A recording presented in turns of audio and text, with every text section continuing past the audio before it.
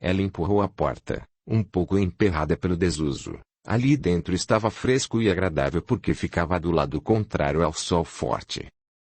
Sentei-me à mesa e Lenita foi abrir uma janela para clarear. A luz refletiu flocos de poeira e por um momento pensei na felicidade de estar ali e de ter encontrado os livros que eram um refrigério para minha alma. Poderia orar e me acalmar por alguns momentos. Fui à estante e tomei o Evangelho segundo o Espiritismo, abri aleatoriamente e li todo o capítulo 6, mas destaco o item 2. Todos os sofrimentos, misérias, decepções, dores físicas, perdas de seres queridos, encontram sua consolação na fé no futuro, e na confiança na justiça de Deus, que o Cristo veio ensinar aos homens. Sobre aquele que, pelo contrário, nada espera após esta vida, ou que simplesmente duvida, as aflições pesam com todo o seu peso, e nenhuma esperança vem abrandar sua amargura. Eis o que levou Jesus a dizer: Vinde a mim, vós todos que estáis fatigados, e eu vos aliviarei. Li e reli, tentando traduzir da melhor forma para que Lenita também pudesse acompanhar. Choramos juntas, abraçadas e nosso coração se enterneceu com aquela mensagem que o Espírito de verdade assinava. Estudamos aquele capítulo especial, meditando sobre a mensagem tão profunda que era a mesma do Cristo. Apesar de estudarmos aquelas mensagens de luz sempre que podíamos, eu sentia a necessidade de me aprofundar em alguns conceitos, discutindo com alguém que tivesse mais leituras que Lenita. Pensei na minha sogra e queria conversar com ela, mas tinha medo do fenômeno da mediunidade, que voltou a acontecer algumas vezes. Ela, como tinha lido sobre reencarnação, sobre mediunidade, sobre tanta coisa que eu desconhecia, podia dar outras explicações sempre proveitosas. Como não era sempre que podia me aprofundar filosoficamente, e não entendia nada sobre o processo mediúnico, passei a estudar também o livro dos médiuns, em conjunto com o Evangelho segundo o Espiritismo, o meu alento naqueles dias difíceis. Lia Fenelon, Delfine de Girardin, São Luís, Vianney e pensava com quem, além de Augustus, poderia eu discutir aqueles conceitos. Talvez, naquelas terras longínquas, somente Mina também compreendesse a profundidade da reencarnação, ou a lógica daquelas leis tão sábias de Deus. Eu me esquecia que Mina tinha mencionado a tal da religião dos antigos. O que seria isso? Haveria entre os negros alguma crença na sobrevida da alma, na comunicabilidade com os espíritos, assim como descrevia Allan Kardec? Compreendi, então, a partir da lógica espírita, que algo eu havia feito para me encontrar naquela situação. Talvez eu estivesse de alguma forma aprendendo esses conceitos para entender que Deus está sempre nos amparando. Certamente, algum resgate do passado se passava sob o teto de Castelo Novo. Só me restava entender até quando ainda precisaria vivenciar aquela solidão. Naquele dia, conversei com a Sinhá Marina, a baronesa Boaventura, que era um espírito delicado e bondoso, mas que não sabia nada sobre o espiritismo quando desencarnou. Ao ser lembrada com tanto sentimento, tinha sido atraída para lá pelo relato emocionado de Lenita. Eu começava a me familiarizar com a mediunidade e até tinha notado quando poderia acontecer. O clima da sala mudava, eu sentia arrepios e ouvia alguns sussurros. Seria eu também médium? Alguns minutos depois que acabamos de ler o Evangelho, Lenita sentiu muito sono e repousou a cabeça sobre os joelhos, ainda sentada no chão, por breves minutos, até que se levantou, como da outra vez trazia no olhar brilho suave e distinto. Que os anjos do Senhor Jesus estejam nesta casa. Chamou-me Marina. Sim, fui senhora de fazenda e venho para dizer que tudo o que Lenita contou é a verdade. Agora, que vivo em outra dimensão da vida, apelo a Deus por vocês que ainda sofrem as mesmas dores que senti. Oh! Senhora, Lenita falou muito bem do período que viveu sob sua proteção. Benditas sejam suas mãos que a ampararam. Agradeço em nome dela. Terá o seu nome envolvido em minhas orações, falei, tentando saudar a entidade que se apresentava. Benditas sejam as mãos que velaram meu leito de morte. Por isso venho aqui, para falar da minha experiência além da vida. Venho dizer que há ainda muita ignorância e iniquidade, mas que vamos aos poucos compreendendo que não sofremos em vão. Muitas das asperezas da vida devem-se aos homens que não entendem o verdadeiro aprendizado do que é estar encarnado. Lembre-se, Milena, de quem é você como espírito imortal. Em outra vida, o que você fez? O que semeou? Estude muito para compreender a verdade e tenha fé.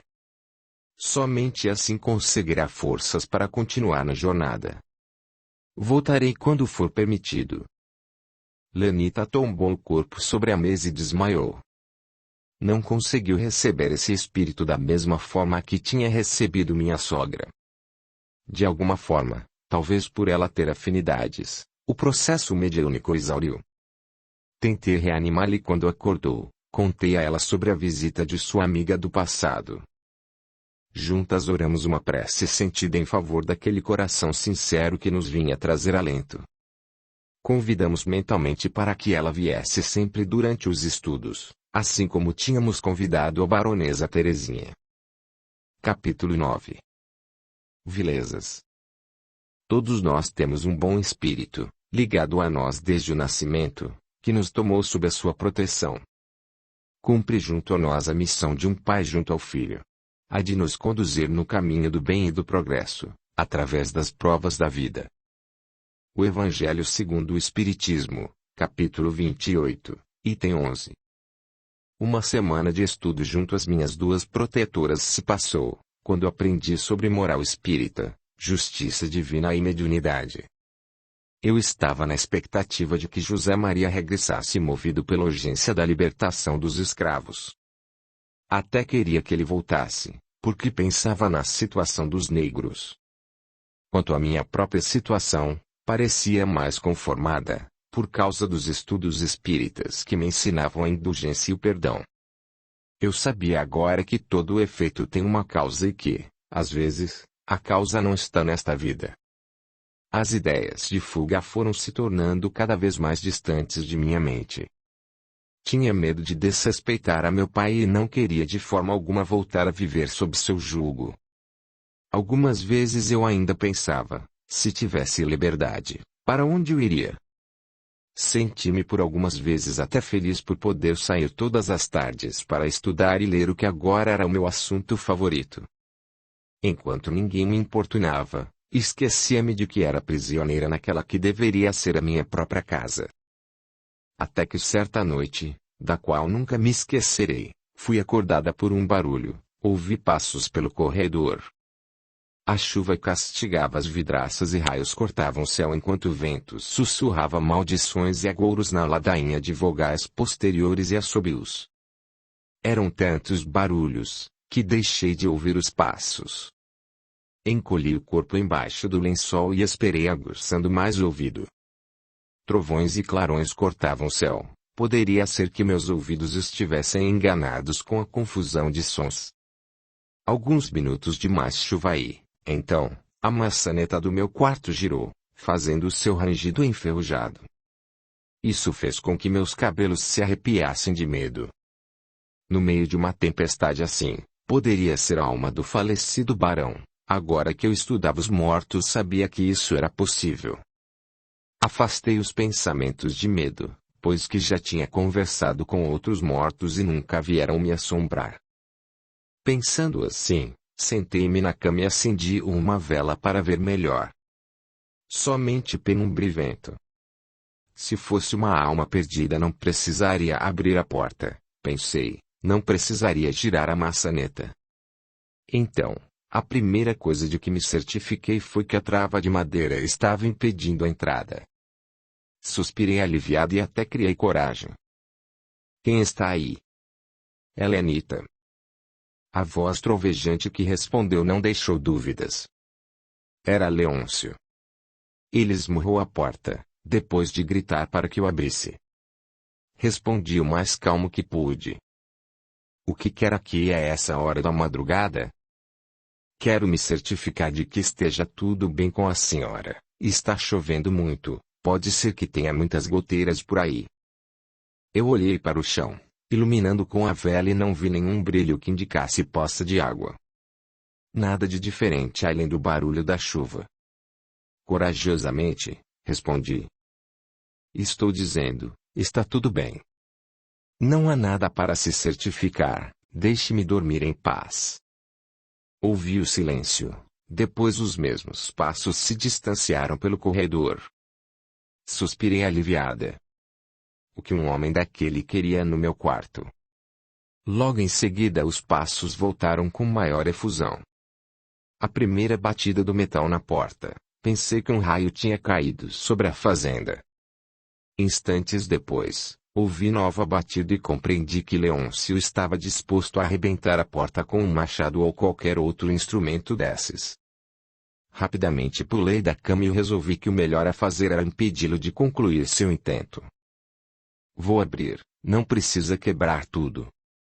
Audiolivro realizado pelo canal Surya Chand Audiobook. A última coisa que eu queria era ter de dormir num quarto sem privacidade. A essa altura o barulho que ele fazia era tanto, mesmo com a tempestade, que a maioria dos escravos da casa já deveriam ter levantado para ver o que se passava. Abri a porta. À luz bruxuleante da vela, Leôncio estava ridiculamente vestido com um camisolão de dormir, segurando um machado nas mãos. Lenita e Joelma olhavam para ele com olhos arregalados de espanto.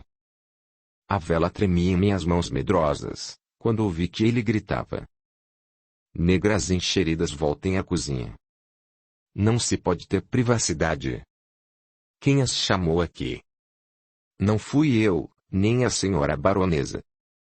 Então, sumam daqui. Tive de interceder, senão ficaria sozinha. Senhor Leôncio, eu tinha pedido que Lenita viesse sempre que possível, ou que ela constatasse movimento diferente na casa. Lenita hesitou, Joelma sumiu num piscar de olhos e eu emendei aproveitando para fechar a porta. Já viu que está tudo bem? Então, boa noite. A mão enorme e peluda segurou o batente a tempo de eu sentir que espremia algo ao fechar. Lembrei-me da oração e neste instante pedi que me valesse meu anjo guardião. Eu não tinha forças para conter aquele homem que entrava no meu quarto.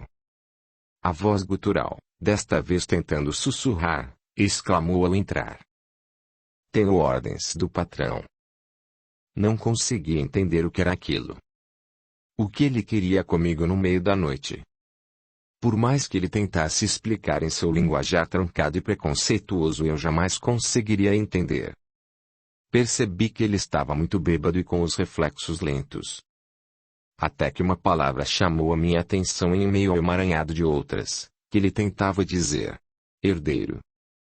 A mesma palavra que estava no testamento do velho Castelnovo, mas o que ele teria com isso? O filho deveria ser de José Maria, não dele.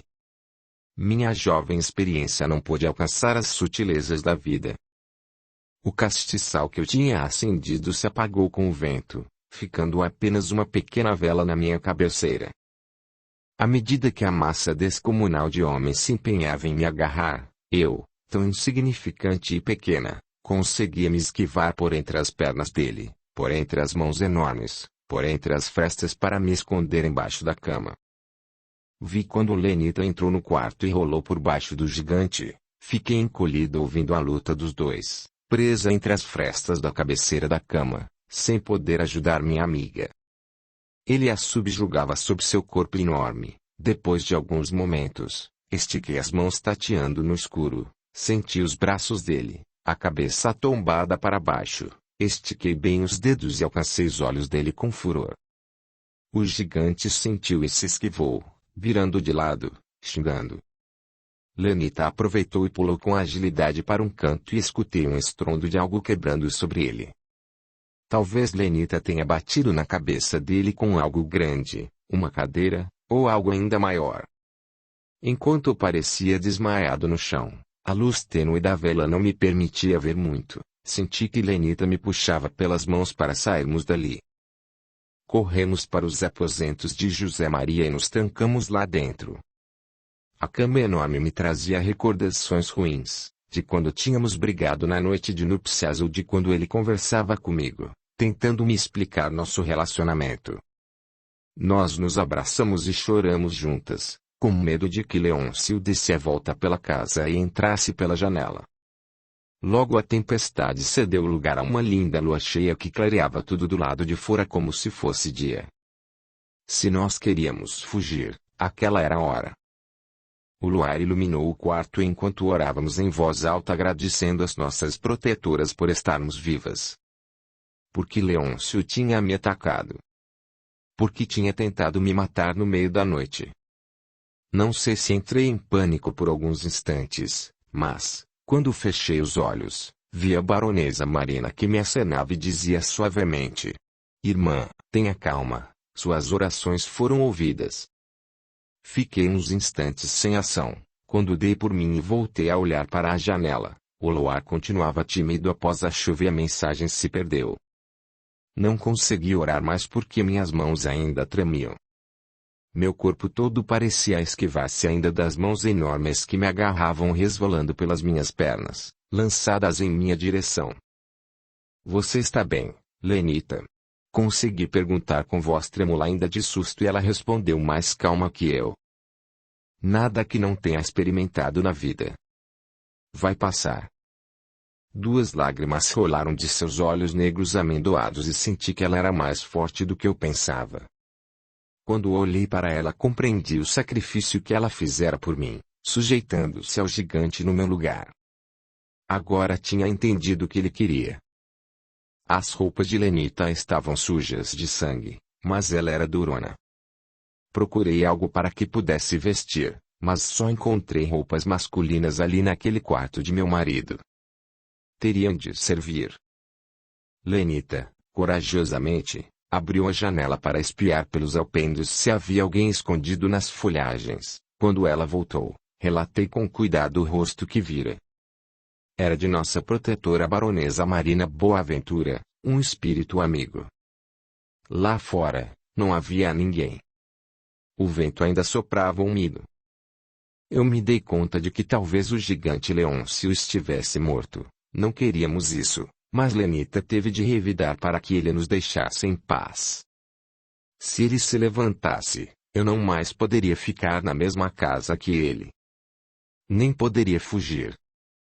Certamente seria encontrada e trazida de volta a mando de Leôncio, antes do começo da manhã. Talvez Lenita sozinha tivesse melhor sorte e pudesse pedir ajuda. Naquele momento éramos iguais, nem senhora, nem escrava, éramos 2 mulheres unidas pela mesma desonra, pela mesma violência, pela mesma dor. Para Lenita, fugir seria uma solução, fugir não, ir embora, já que em tese não havia mais escravos. Não se pagaria mais pelos escravos fugidos, nem se poderia reclamar que algum capitão do mato os buscasse. Para mim sim, seria uma fuga e uma desonra total. Eu não queria voltar à casa de meus pais, queria seguir meu destino sozinha, mas que destino teria uma mulher separada em nossa sociedade, sem herança e sem posses? Eu tinha de dar um jeito de sumir dali, mas tinha de pensar bem antes. Armar uma situação de escape que me propiciasse algumas vantagens. Primeiro, eu precisaria de dinheiro e segundo, de uma boa desculpa. Ninguém acreditaria que o capataz da fazenda, a mando do patrão, que era meu marido, teria tentado me agarrar no meio da noite. Com certeza, ele rebateria essa história e afirmaria ter sido um mal-entendido. Contaria outra coisa, diria que estava bêbado ou coisa parecida aí, simplesmente, eu pareceria louca. Bem cedo descobriríamos as proporções do que tínhamos feito. Talvez Leôncio matasse Lenita. Aconselhei ela que encontrasse e descesse o rio até chegar às terras de meu pai. Uma vez lá, procurasse por Augustus para expor o caso. Deveria afirmar que era a pessoa livre que deixara a fazenda Castelnovo por vontade própria. Dei a ela um casaco e uma bota de José Maria, que era homem pequeno, e recomendei que ela se disfarçasse de homem até chegar à minha fazenda. Pedi que procurasse Augustus. Lembrei-me da carta que eu já tinha escrito e esperava uma oportunidade para mandar. Agora era mais do que necessário entregá-la. Se ela achasse o professor, pediria a ele para vir me ver assim que possível. Lenita, com certeza, ainda tinha a carta escondida, só precisaria perguntar a ela se lembrava-se de onde estava. Eu tinha medo da carta cair em mãos erradas, comprometendo-me ou comprometendo Lenita, por isso tinha pensado, na época que escrevi, em não contar nenhum detalhe. Pensei que talvez se eu dissesse que estava com problemas, não fosse específica em minhas palavras, Augustus pudesse entender que eu sofria censuras por parte de José Maria e que eu tinha escrito com reservas. Mas agora, tendo uma portadora da mesma forma que eu, aflita pelo problema que enfrentávamos, com certeza, pelo relato de Lenita, ele saberia de fato o que houvera conosco e, certamente, viria me ver. Recomendei que Lenita só falasse com meu pai caso não encontrasse Augustus. Pedi que ela resgatasse a carta e a levasse consigo, bem dobrada dentro de um lenço. Quando perguntei onde tinha colocado a missiva que eu dera a ela para esconder havia um tempo, Lenita se lembrou e disse que trazia sempre consigo. Ela rasgou o fundo falso do vestido, o único que tinha e usava, retirou de lá o papel dobrado. Retirei do pescoço o camafeu que sempre trazia comigo, coloquei-o sobre minha mão e disse, como se fizesse algum tipo de amuleto. Minha nobre joia, que sempre me foi fiel, estando em meu pescoço e presenciando minhas dores morais, quero que agora represente minha palavra junto ao meu amado.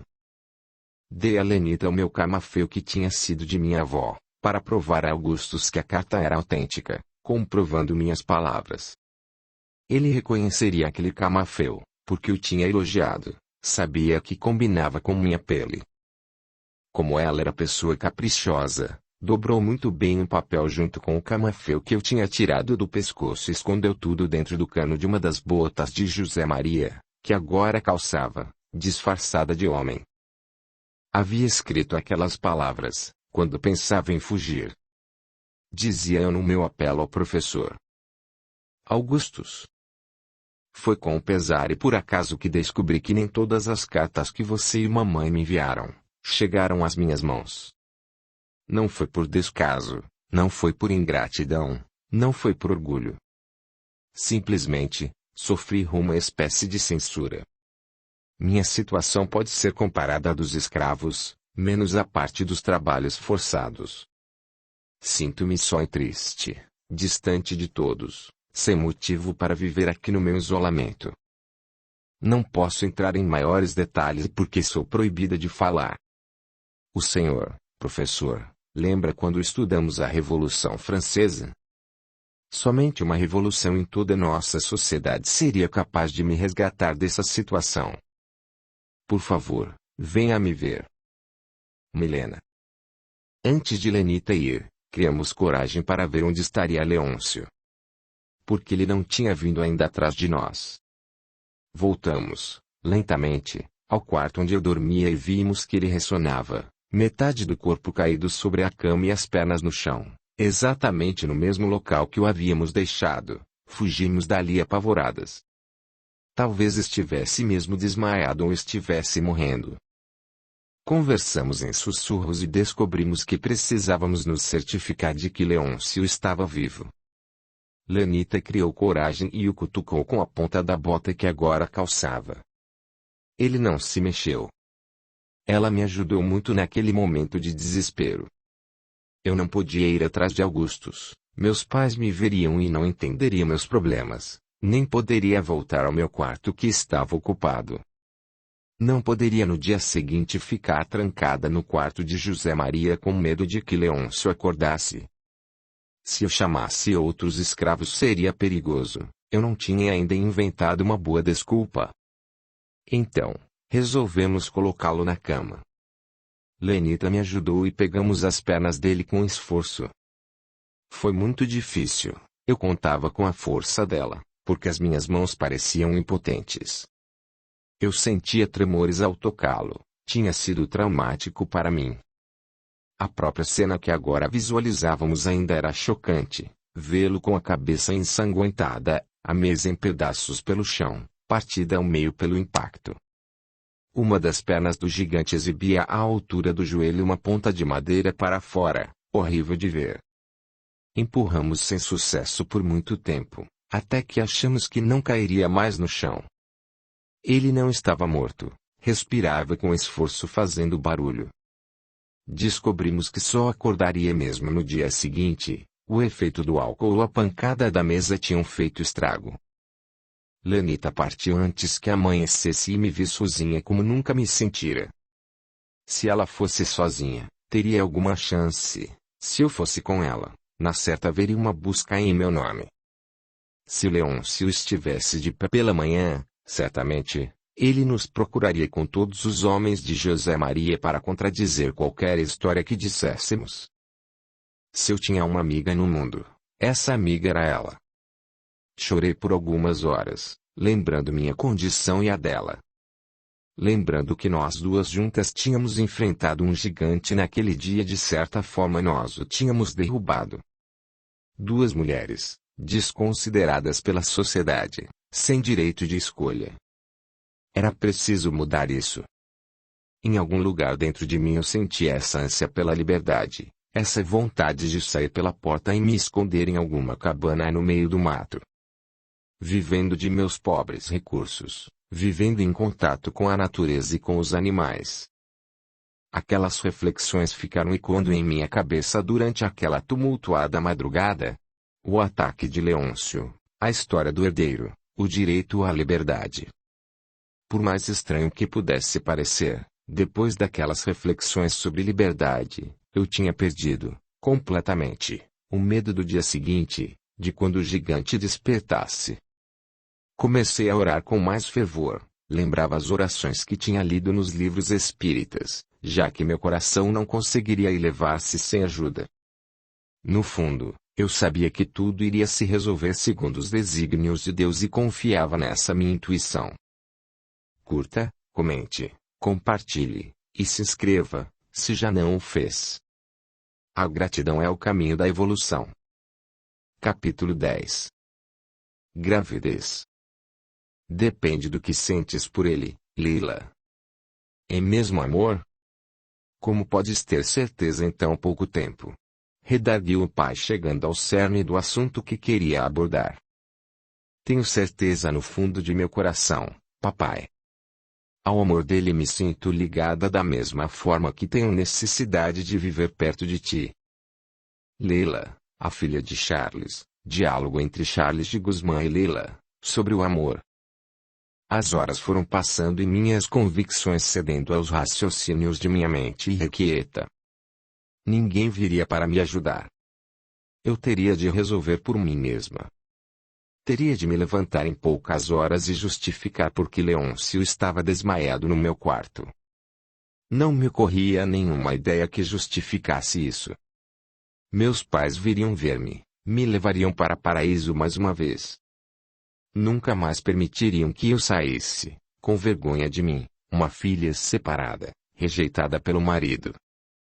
A intuição que tive antes, a certeza e a segurança foram abaladas por uma série de dúvidas de meu coração e cogitações sobre o futuro. Se não houvesse solução? Se eu fosse muito devedora, merecendo aquele castigo, se eu tivesse matado e perseguido em outra encarnação e agora estivesse sendo punida? Esse tempo todo orando e pedindo a ajuda dos espíritos. Haveria mesmo ajuda para os réprobos da lei de Deus? Com certeza os homens de minha época me acusariam de loucura por conversar com seres invisíveis que falavam pela boca de outra pessoa. Meu pai não compreenderia, muito menos minha mãe, e o que eu tinha ali, naquela madrugada, senão o resgate de alguma falta grave. A ideia de não ter ninguém para ouvir meus apelos me paralisava, por isso, trêmula de pavor, afastei-a. Haveria, sim, uma saída. Deus estava no comando do emaranhado de vidas que vivemos. Há um propósito superior que não conseguimos ainda alcançar. Voltei a orar porque não conseguia dormir. Andava pelo quarto de um lado ao outro, não conseguia pensar com discernimento. A lua clareava a varanda entre nuvens e os barulhos da noite imprimiam um ritmo calmo como música de fundo para minhas orações. Esperaria o dia amanhecer dentro da oração, mas não sabia o que poderia ser no dia seguinte. Em nome de Lenita e em nome de mim mesmo ali sozinha, pedi que Deus me desse uma prova, no auge de meu egoísmo e desesperança. Foram algumas horas apenas que fiquei ali, longe de tudo, buscando harmonizar-me em silêncio. Os grilos cantavam alheios aos problemas dos homens e eu conversava com as estrelas. Pensei muito aquela noite e cheguei à conclusão de que precisava engravidar. Se José Maria não era homem para fazê-lo e enviar a Leôncio com essa incumbência sem sucesso, restava-me providenciar o herdeiro, depois eu estaria livre. Com certeza, os dois não me importunariam enquanto a criança precisasse de uma mãe. Não podia voltar para a fazenda Paraíso, não queria mais viver sob o jugo de meu pai e pensava em como poderia sair dali sem conhecer nada nem ninguém. Pensei também sobre o que dizer sobre o fato de Leôncio estar em meu quarto. Poderia falar que ele estava bêbado, como ficava às vezes, e poderia, também, inventar que chamou por mim porque sentiu dor ao cair e bater a cabeça. Quando Lenita o ajudou a se deitar em minha cama, poderia dizer que ele apagou e não acordou mais. Essa parte final era verdade. Despertei de minhas justificativas quando ouvi um barulho entre as folhagens. Pensei que minha amiga tinha voltado. Quem sabe se perdeu na escuridão da noite e não achou a ponte ou o caminho da fazenda de meu pai. Ou seriam os seguranças fazendo ronda pela noite adentro. Firmei o olhar e, de trás de uma árvore, que ornamentava o jardim lateral, surgiu Augustus com o olhar preocupado. Apertei os olhos para ter certeza de que não sonhava, de que era mesmo o meu professor. Então, Deus existia e me dera uma prova de seu amor. O plano de busca tinha funcionado perfeitamente. Augustus, eu disse, entre aliviado e constrangida por recebê-lo em situação tão deprimente, usando vestes noturnas, com os cabelos soltos, depois de fugir de um homem que cheirava álcool e tabaco.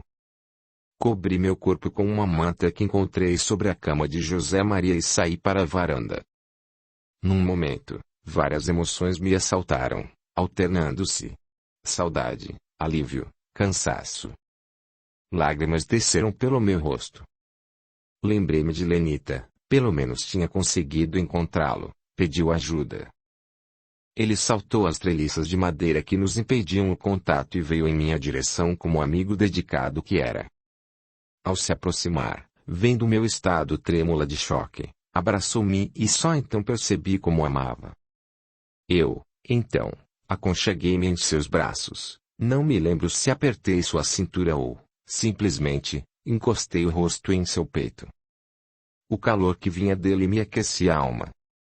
Ele alisou meus cabelos soltos, como nunca tinha visto, desceu as mãos e tocou meus ombros.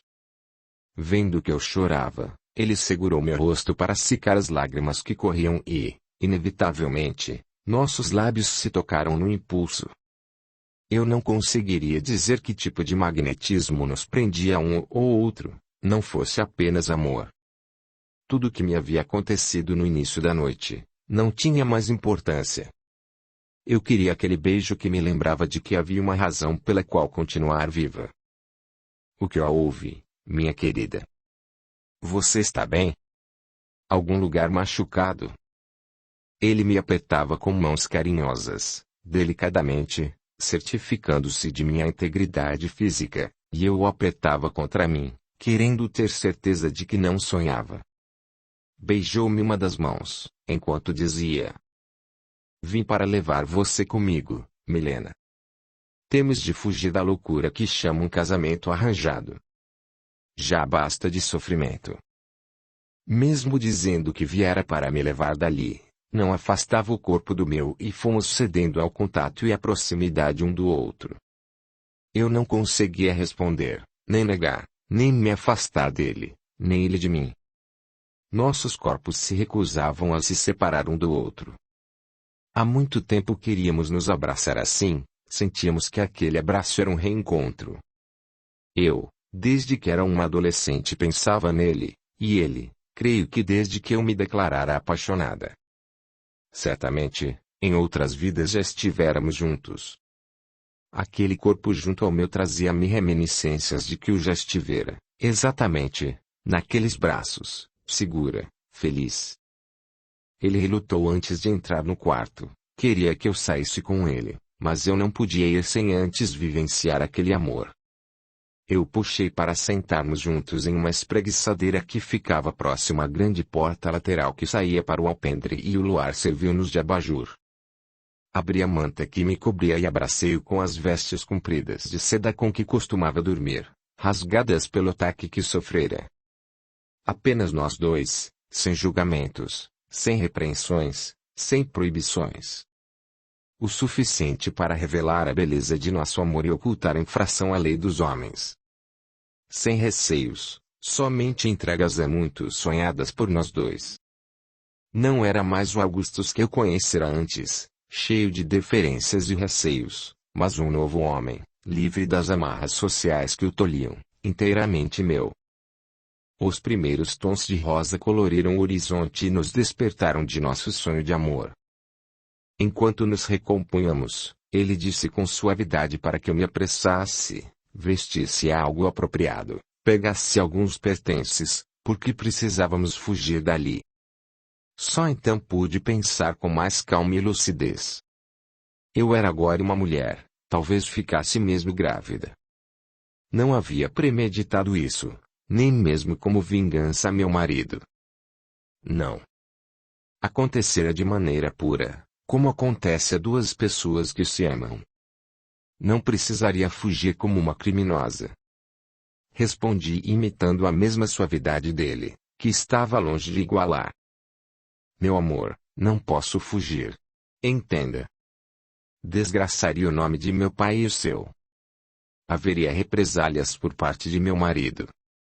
Leôncio viria atrás de nós, talvez houvesse duelo, vingança, acerto de contas, não quero isso.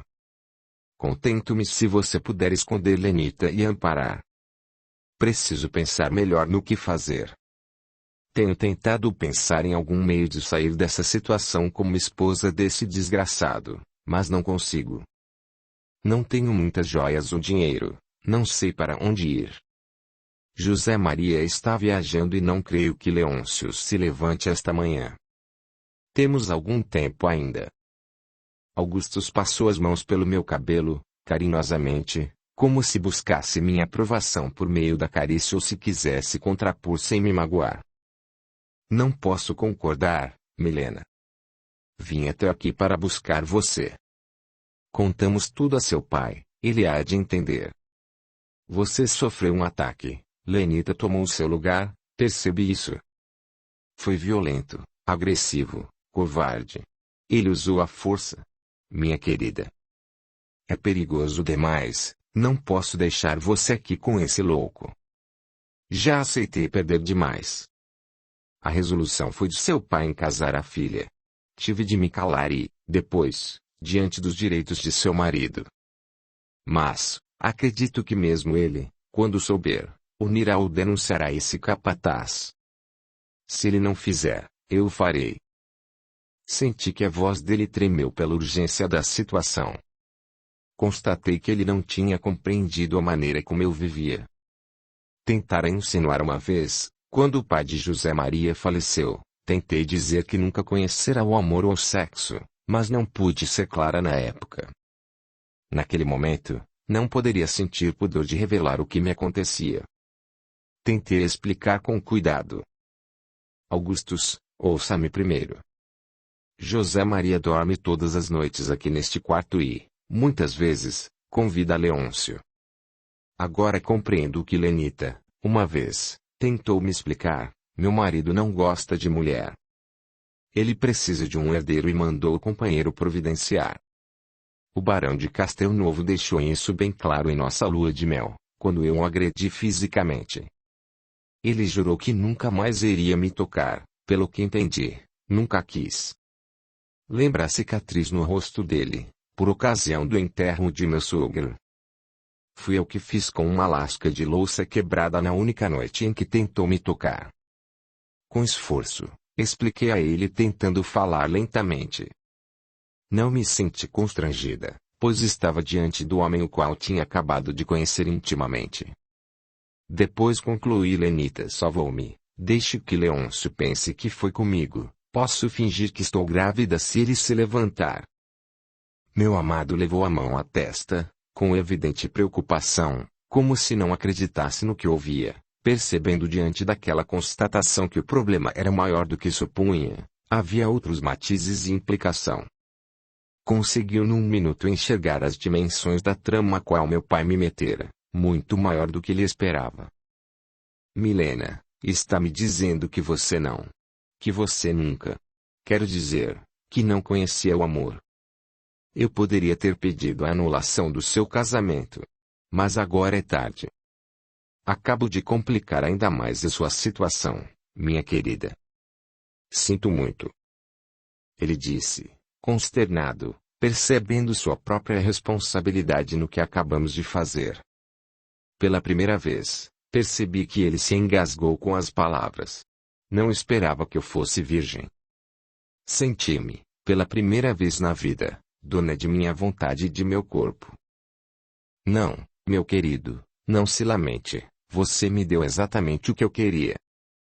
Não me desrespeitou, nem enganou, apenas cedeu à minha vontade.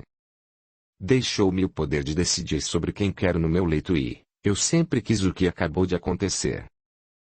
Ele me olhou de volta com certo brilho no olhar de pura admiração. Eu era mulher e poderia escolher o que queria. Logo, retomou a voz varonil, firme e pulsante e falou.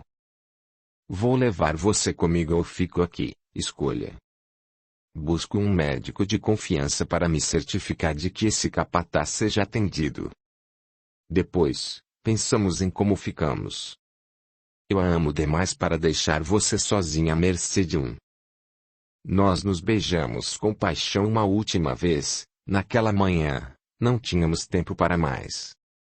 Meio atônita ainda, com o dia que clareava, com a iminência de Leôncio alguém se levantar, retomei a palavra, explicando mais um pouco do que se passava em meu coração. Entenda, não posso regressar à Fazenda Paraíso, fugir para lá, ficar morando lá. Não posso me subjugar aos caprichos de minha família nunca mais. Por favor, não conte nada do que eu ouvi aqui a meu pai. Ele não compreenderá. Deixe que me entenda com meu marido. Ele nunca me encostará um dedo, tenho certeza, é um fraco, covarde e mesquinho. Eu tinha medo de Leôncio, mas agora. Venha comigo, meu amor, venha ver como ele está. Creio que ainda esteja desmaiado. Os escravos começavam a transitar pela casa para os afazeres domésticos daquele dia. Seria difícil explicar a presença de meu professor, sem explicar o que havia acontecido com Leôncio, mas teria de tentar.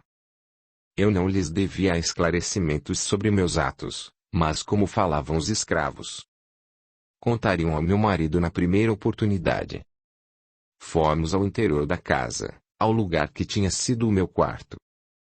Enquanto Augustus examinava o gigante caído, aproveitei para vestir um vestido, um chale e calçar as botas.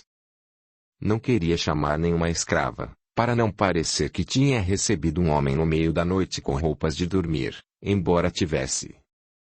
Augustus constatou que Leôncio não acordaria, tinha sérias escoriações na cabeça e uma das pernas estava quebrada. Apanhei alguns sinais de nossa luta, pedaços de mesa, castiçal caído, objetos espalhados, que ainda estavam pelo chão e coloquei tudo no lugar. Depois as escravas arrumariam melhor, só queria desfazer a impressão de que ali fora o cenário da luta que travamos. Quando terminei, já tinha amanhecido por completo. Augustus colocou a mesa partida no corredor de acesso ao alpendre. Resolvemos juntos uma versão do que tinha acontecido. Eu afirmaria ao médico, era inevitável que viesse o Dr. Freitas para ver o meu algoz, que acordei no meio da noite com os gemidos de Leôncio. Ele estava bêbado e tinha caído na escada do alpendre lateral da fazenda para onde o corredor abria uma porta mais próxima ao meu quarto. Lenita eu tinha ajudado a entrar e mandei que ele se deitasse na minha cama porque era mais próxima do acidente. Quando ele se deitou, desmaiou e não acordou mais. Augustus, vou pedir que os escravos preparem ervas sedativas e mantemos Leôncio adormecido. Assim, ele não sentirá dor e não acordará. O médico poderá testar e servir de testemunha de que ele não acordou. Não sabemos do que Leôncio se lembrará a respeito de ontem. Ele estava muito bêbado, tinha desmaiado, talvez essa seja a parte mais dolorida e marcante que se fixará na sua mente, mas e se ele lembrar de Lenita? Precisamos conceder-lhe as ervas para que não se recorde. Ele me olhou com curiosidade. Saímos do quarto e passamos à saleta de piano, onde ficaríamos mais à vontade para conversar, sem sermos importunados. Eu tinha chamado Joelma para limpar o doente e deixamos que ela se ocupasse do que tinha de fazer. Augustus se sentou, ajeitando o colete elegante e tentou delicadamente contrariar minhas ideias. Como gentleman que era, falou com delicadeza. Senhora baronesa, temos de atender a esse pobre filho de Deus com dignidade. Já que a senhora não quer ir à casa de seu pai, vou buscar o médico, mas deixe que ele examine e tire suas conclusões, não conte nada se ele não perguntar. Se perguntar, foi uma queda como tantas outras de pessoas bêbadas. Antes eu estava apreensivo quanto a senhora ficar aqui com algoz, mas agora percebo o quanto ele está fraco e necessita de nossa ajuda, senão, poderá morrer. Não saberia conviver com a minha consciência se não o ajudar. Vá, mas volte para mim, preciso da sua orientação, fiquei muito sensibilizada com o que houve. Ele queria me atacar, lembra? Eu disse firmemente, olhando em seus olhos. A luz clara da manhã entrava pela janela modificando as sombras em recantos alegres, iluminando a mobília, clareando o cenário. Fui até a vidraça, os raios de sol faziam matizes surpreendentes entre as cortinas de renda. Meu professor se levantou e tocou meus ombros mais uma vez, virando-me para encará-lo. Senti que a preocupação com o doente era maior que o amor que ele sentia por mim e não podia deixar que nada se sobrepusesse ao nosso amor. Eu experimentava o ciúme. Milena, deixe-me ir. Não esperei que ele continuasse a falar. Seria impossível resistir a um apelo vindo dele, feito de maneira tão convincente e tão próxima. Falei quase em um lamento, cortando pensamento e argumento. Se ele acordar e puder falar, ordenará o que quiser, você terá de partir, nunca ficaremos juntos. Milena, você me ama? Ele perguntou interrompendo meu raciocínio. Entendi onde queria chegar e não poderia me deixar manipular em nome do nosso amor. Respirei fundo, podia sentir o coração dele batendo junto ao meu. Você sabe que eu amo, você sempre foi a razão da minha vida, Augustus, estava tão difícil sem o seu amor. Mas amo mais minha liberdade e vou conquistá-la por completo. Não quero mais me submeter a homem nenhum. Não precisa ir, fique comigo. Mando um capataz, mando um escravo. Dizendo isso, eu me desvencilhei das mãos queridas que me prendiam no abraço, ainda revelando minha pouca experiência de vida, embora naquele momento eu me sentisse muito maduro e racional. Ele voltou a falar, agora no tom já conhecido, sério e reservado que usava em suas aulas. Sei onde encontrar o médico e explicarei com cuidado o assunto. Agora, dê-me licença, há um homem precisando de cuidados médicos. Vou agora, senhora baronesa, mas voltarei, só a deixarei sozinha depois, se a senhora não quiser minha companhia. Se ele acordar e se lembrar, pensamos em outro jeito. Confessamos nossa aventura. Fugimos. Com certeza encontraremos uma forma de ficarmos juntos, isso eu asseguro que farei. Minha mãe faleceu, não tenho mais compromissos nessas terras. Eu me voltei novamente para ele, já ia saindo pela porta, com pressa de salvar o mundo e me deixar. Segurei as mangas do casaco e disse contendo as lágrimas. Aventura. Chama nosso amor de aventura. Eu estava acreditando num mundo de sonhos. Pensando que poderíamos continuar nos vendo enquanto Leôncio estiver desmaiado e José Maria viajando. Ele foi enrijecendo as palavras, como se agora surgisse diante de mim um homem tolhido pela sociedade novamente. Não posso concordar com isso. Você tem sua liberdade e eu tenho a minha. Seria loucura, Milena. O que fizemos hoje pela manhã foi por um impulso irresistível que nos impelia. Eu não sabia, queria confortá-la, ampará-la e aconteceu. Não podemos mais, é perigoso. Senhora de Castelnovo, preciso partir agora. Fugir é igualmente perigoso. Retruquei, parecendo cansada de argumentar, e completei, você não entende, ele nos procuraria até no inferno. A posse da fazenda dele depende de um herdeiro. Passará do pai dele para o filho. Essa é minha garantia. Não sei se ele ouviu o que disse, pois já saía da sala. O sol ia alto entre as montanhas, colorindo a silhueta de meu amado que se tornava cada vez mais distante. Enquanto ele cavalgava para longe, eu pensava e pensava. Conhecer o inferno e o céu em seguida e, agora que eu sabia o que era o amor, não desistiria de ter uma vida honesta e verdadeira, dentro do que eu esperava. Ele tinha razão, precisávamos salvar Leôncio. Se ele morresse assim sem explicação, meu marido buscaria informações sobre o que aconteceu e descobriria que Lenita estivera no meu quarto. Enquanto Augustus não retornasse, iria tomando minhas providências. Poderia ser que o médico levasse algumas horas ou até mesmo dias para vir. Não poderia arriscar ali sozinha. Eu me lembrei, sem esforço, de um negrinho que corria às imediações em busca de remédios naturais que as negras usavam em curativos. Pediria que ele buscasse algumas ervas para mim.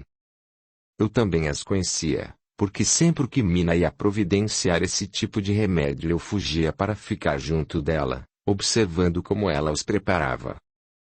Assim fiz, logo o moleque me presenteou com os tais sedativos, remédios para dormir, para aliviar a dor e diversas folhagens das redondezas. Pedi que Joelma preparasse, mas Leôncio não acordava nem para tomar. Mandei os escravos da casa providenciarem minha mudança de quarto.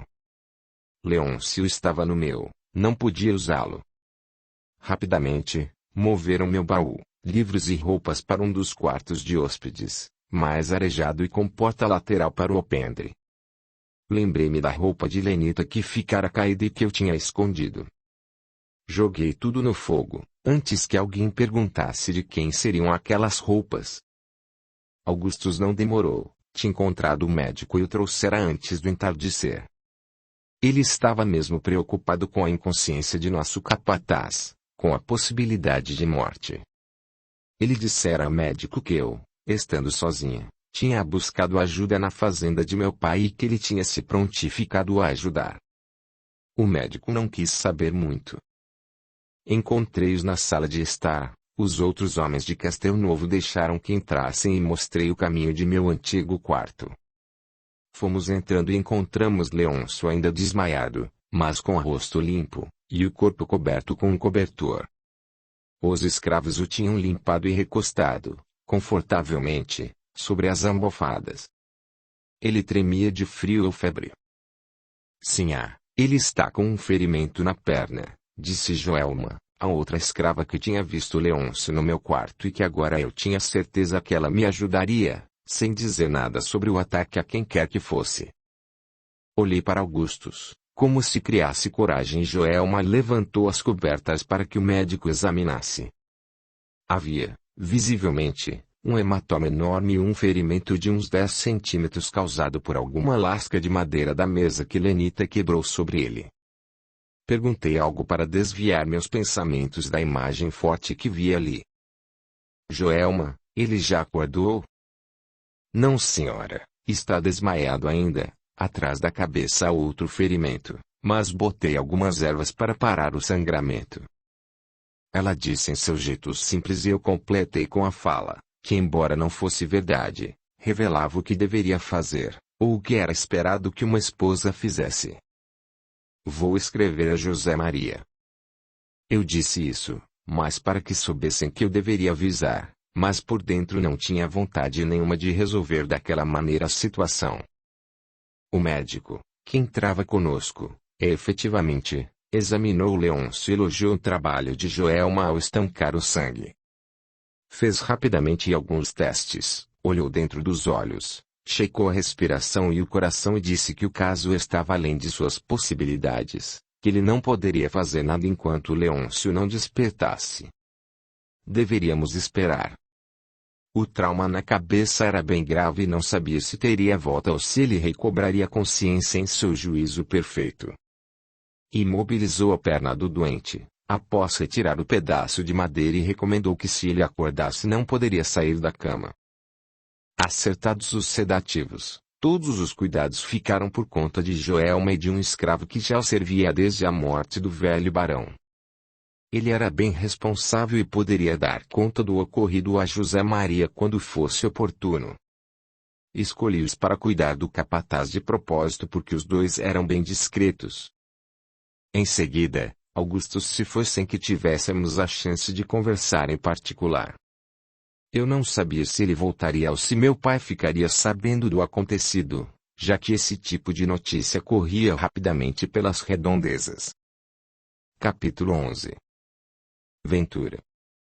Aquilo em que consiste a felicidade terrena é de tal maneira efêmera para quem não se guiar pela sabedoria, que por um ano, um mês, uma semana de completa satisfação, todo o resto da existência se passa numa sequência de amarguras e decepções. O Evangelho segundo o Espiritismo, capítulo 5, item 20. Nesses dias que se seguiram, assumi plenamente o comando da casa, inclusive dos homens e da colheita de café, não que eu entendesse muito, mas fui me acostumando com a rotina diária. Gostei muito de fazer isso. Deliberei as ordens, decidindo o que cabia a uma dona de fazenda fazer. Fiquei orgulhosa de mim no final do dia, da mulher que havia me tornado, responsável e independente, até quando meu marido regressasse. Por uma semana, tive também de supervisionar a assistência dada a Leôncio, por mais a aversão que me causasse a pessoa dele. Lembrei-me da caridade pedida por Augustus e pelos espíritos dos livros que lia, forcei-me à impessoalidade, se não conseguia sentir o amor necessário para, pelo menos, orar por ele. Eu ainda não conseguia fazer isso, então, recomendava aos escravos que fossem atenciosos e não esquecessem os curativos. Parecia que nunca mais eu voltaria a me submeter ao meu marido, tão feliz me encontrava. Augustus ia ver-me sempre que possível, com a desculpa de me ajudar. Parecia uma trégua para minhas dores morais, mas eu sabia que aquela situação não poderia se delongar por muito mais tempo.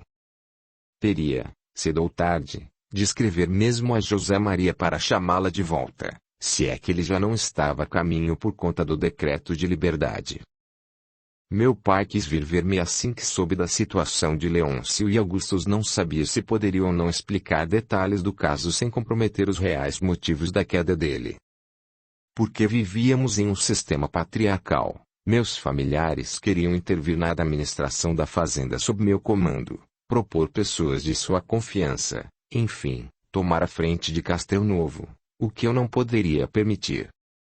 Se eu acreditava na imortalidade, sabia também que havia em mim posturas e habilidades eternas que estavam apenas adormecidas.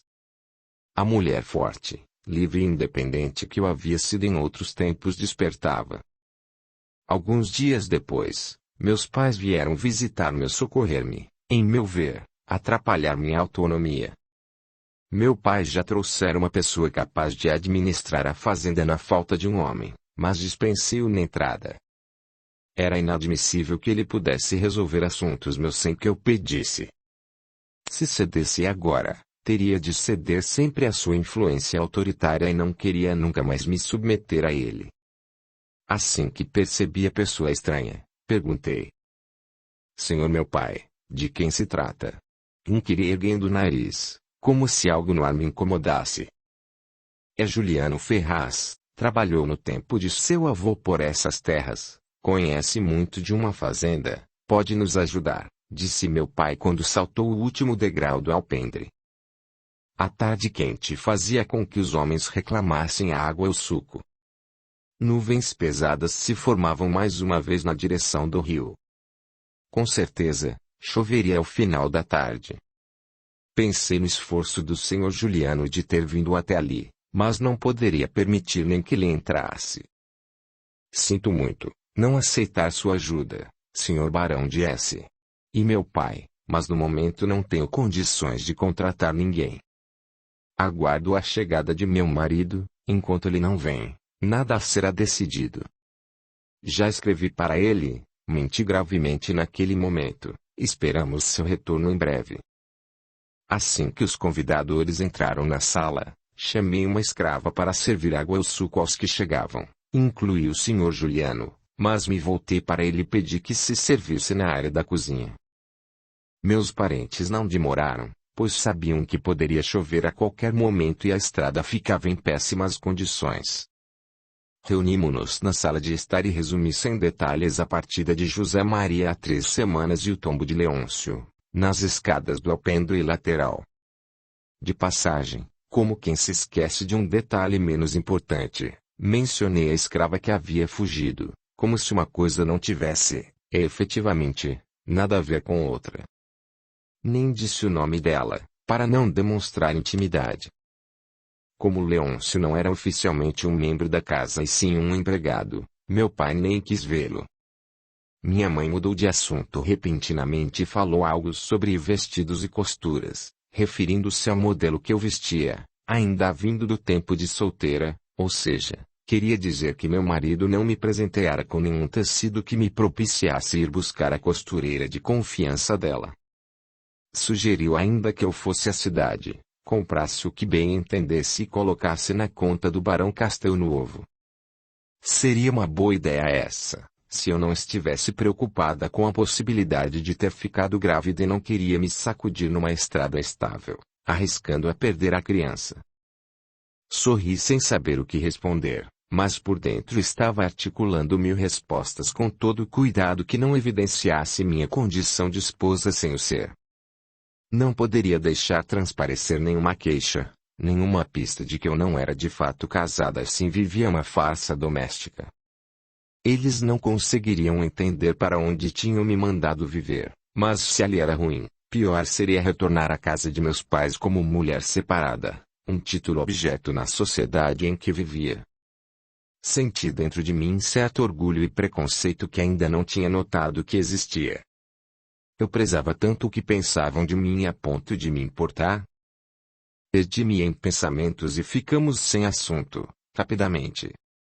Augustus, que estivera calado observando-me com sua grande perspicácia, salvou-me do embaraço quando afirmou, tranquilamente, como se comentasse sobre o calor. Pude constatar que a senhora Castelnuovo tem se mostrado muito interessada nas tarefas rotineiras da fazenda, providenciando, ela mesma, tudo que deve ser conferido para o bom andamento dos trabalhos. Tenho vindo ajudá-la, algumas raras vezes, mas nem foi preciso que eu interviesse.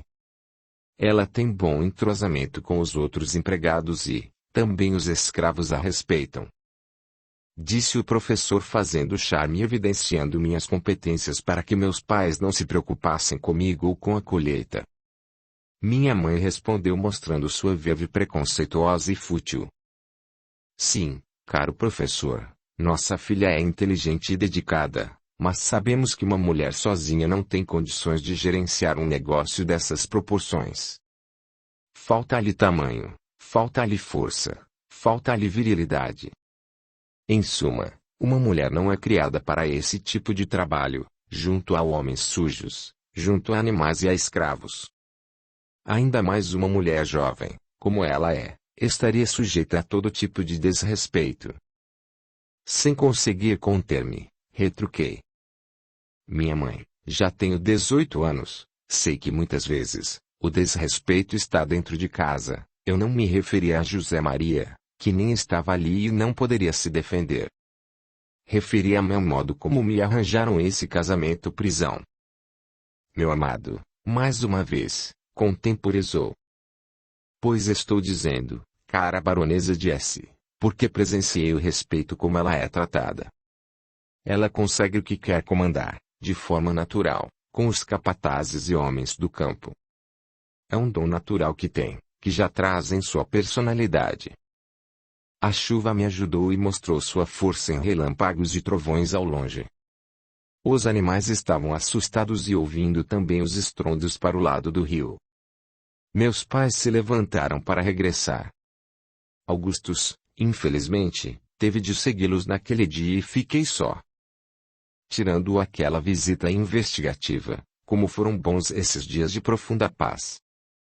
Aproveitando o barulho do vento e as pancadas refrescantes de chuva que caía no telhado, recolhi-me na sala secreta para estudar mais um pouco os livros interessantes que tanto me consolavam. Já que era dona da casa, levei-os para o meu quarto, o quarto que não era mais de hóspedes, com vista lateral para o alpendre, para a chuva, para os pássaros, para a vida. Organizei-os na cabeceira e olhava-os com respeito e gratidão. Uns dias se passaram e o sol novamente brilhava como era costume naquelas terras. Acordei alegre e disposta e fiquei ainda melhor quando me dei conta de que minhas regras estavam atrasadas. Mais surpresas naquele dia, vi quem vinha tomar o desejo comigo. Meu amado amigo. Como seria bom ter uma pessoa para partilhar a vida, compartilhar o amor, a família, alguém junto de quem eu pudesse construir a felicidade. Terminamos a refeição trocando olhares confidentes e ela dizia não querer perder um minuto ao meu lado, já que a cada hora estava mais perto o dia em que nossa alegria pudesse se findar. Sem pensar que o paraíso teria fim, puxei meu professor pelas mãos e mostrei a ele, meu esconderijo secreto, a sala da antiga baronesa. Vem, amigo, conhecer meu único refúgio nessa farsa em que vivo. Mostrei o caminho por entre os corredores externos do alpendre e acrescentei. Ninguém entra neste recinto. Todos têm medo de aparições de fantasmas, porque era a sala da falecida baronesa. Dizem que é uma sala assombrada e realmente acontecem fenômenos estranhos. Lenita, certas vezes, falava em português perfeito, como se fosse a antiga dona da casa. Ele correu o olhar pelas lombadas dos livros, exatamente como fizera quando nos conhecemos na biblioteca de meu pai. O olhar fascinado, parecendo um garoto diante de um pote de doces. Era lindo vê-lo interessado pelos livros, uma paixão que aprendi a compartilhar com ele. Lentamente, retirou alguns títulos que eu não me atrevera a ler, por serem clássicos antigos. Eu me adiantei. Temos o livro dos espíritos, e está no meu quarto. Ele sorriu encantadoramente, quando disse lembrando-se, certamente, do passado. Espero que agora o tenha lido com seriedade. Estou estudando. Subitamente, ele mudou o ar curioso e descontraído para um olhar severo. O mesmo de quando me repreendia por algo em suas aulas. Ontem saímos daqui conversando, eu e seu pai, falávamos sobre Leôncio. Ele não se interessou, por saber se tratar do capataz da fazenda. Nós que sabemos quem ele de fato é, precisamos chamar seu marido de volta. Sinto dizer isso, minha querida, mas olhando para esses livros, constatei que não é certo o que fazemos aqui. Fiquei indignada com o que eu vi, ainda não era capaz de trazer os ensinamentos espíritas para minha vida, como meu professor fazia. Respondi, com voz cansada e árida. Quem ele é, Augustus? Meu algoz, esquece. Quem sou eu nessa confusão que é minha vida? Sou vítima ou devedor da lei de Deus?